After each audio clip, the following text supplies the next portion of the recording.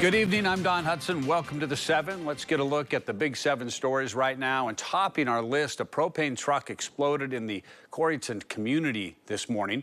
Take a look at this. This is what the outside of the scene looked like about 10 o'clock this morning.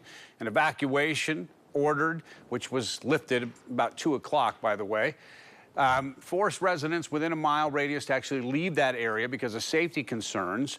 Crews were working to put the fire out for hours on East Emory Road. Now, this all started about 9:45 this morning when Rural Metro responded to the 9400 block of East Emory Road for that tanker truck carrying the propane. When crews arrived, the driver was out of the truck. However, propane was vaporized from the rear of the tank. Around 10:50 this morning is when they got that fire put out. Rural Metro adding the valve that was leaking gas was turned off. Several roads around the scene were closed as crews remained on that scene, for hours, waiting for the propane company to bring another truck to load the 1,800-gallon propane tank. We talked with Rural Metro spokesperson Jeff Bagwell about the situation. Anytime you move propane gas in an environment that's not a holding area where they do it every day from a big tank to a smaller tank, you worry about that. So we'll weigh on the side of safety. Rural Metro saying there is no environmental concern. A tragedy narrowly avoided today at a Chicago airport. 2 planes nearly collided at Midway International Airport, and we're learning there is a Knoxville connection with the smaller plane. In this video, you actually see 2 planes come close to colliding before the Southwest plane, which was in the process of landing, actually pulled up and flew above the other plane. The Southwest plane coming in from Nebraska, the smaller private plane, was told to stop short of that runway, but clearly it didn't. News Nation reporting that the private jet was actually heading to Knoxville. No injuries were reported after this close call. Now to another big fire involving a truck in Campbell County. Truck exploded, catching a house on fire this morning. As you can see behind me, this is what the house looked like, at least right at the beginning of all this. Now, first responders say when they arrived to the Ferris Circle house, it was just fully engulfed in the flames. No question about it. You can see it right there. It took several agencies to actually get out there and take out that fire. No injuries to report from this, which is amazing. The case is still developing. We'll keep you in the loop as we get more information. A new project is giving a big family affordable housing. There is a lack of housing units to accommodate some of the bigger families in Knoxville, especially housing that is affordable. However, a new KCDC project is giving a family of 5 a place to call home. Now, Gina Blair and her family signed a lease today to move into their new 5-bedroom home in East Knoxville's 5 Points neighborhood. This is one of the 5 recently completed single-family homes on Ben-Hur Avenue, and 5 more are planned to be built in the area. These units are rented using property-based vouchers for families with household incomes up to 30% of the area median income. It's exciting because everybody's going to have their own space because there's not too many 5 bedrooms. And for them to be building 5 bedrooms is in the community to accommodate bigger families is a joy. In Knox County, 30% of the area's median income is about $27,300 per year for a family of 4.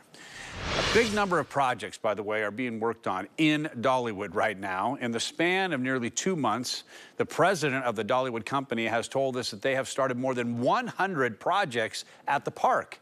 Now, of these projects, they plan to bring a new parking lot, refresh their classic country fair area, add in a splash pad, bring a new restaurant to the area, and more. Now, across the park, you can see some smaller projects as well, maintaining the look and the feel of Dollywood. They also plan to bring more entertainment to the area, as well as keeping some of the classic plays and events. We let the guests tell us what that workload is going to be, and we try to make sure that we're improving on our guest experience in any way possible. And of course, you think about what we're doing this year and celebrating our 40th anniversary.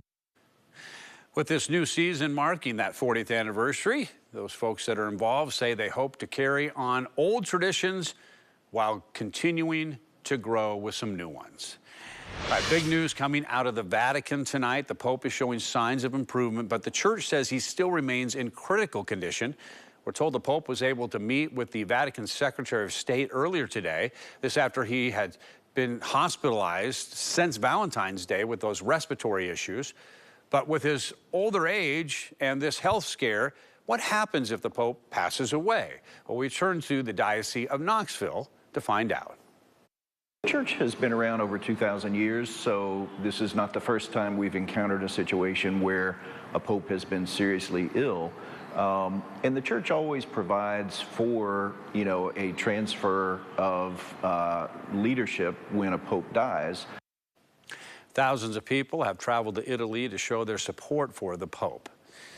Well, a big pioneer in the East Tennessee broadcasting community is being honored after dedicating decades of his life to the craft.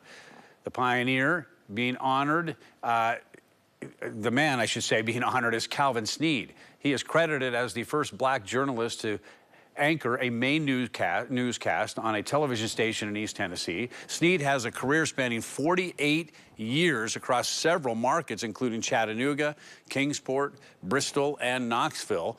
While in Knoxville, he spent 10 years working here at WATE as an anchor and a reporter. Sneed calls the years he had here at Channel 6 some of the most fun he had working in television.